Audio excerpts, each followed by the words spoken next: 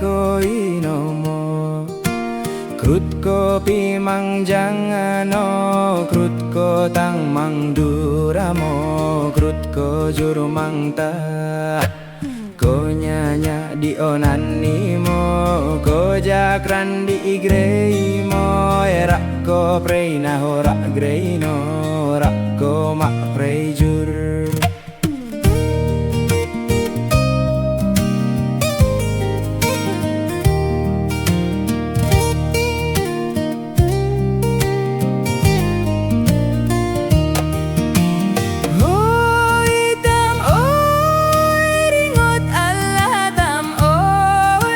Yim ko ngagen latam, boba ko nagen tam, tam ajong dua tatam.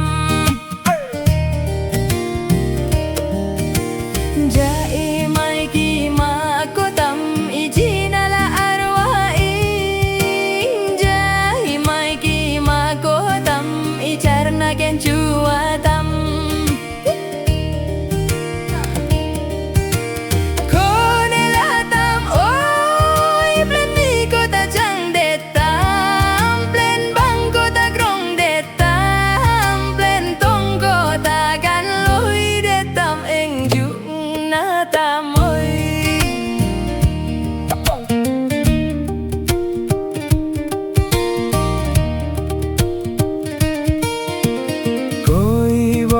Lấy răng côi răng lồi ăn cô vi thung cô mấy chung dục na lại ken mô mô cô chen dục na mô ingal no ma no cô này này cô mày dục y ken mô.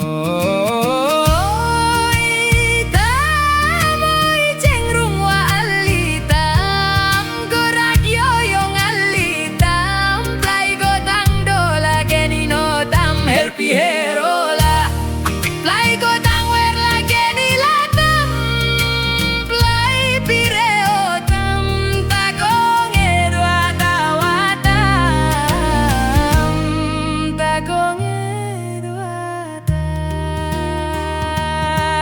ingali mo ko na.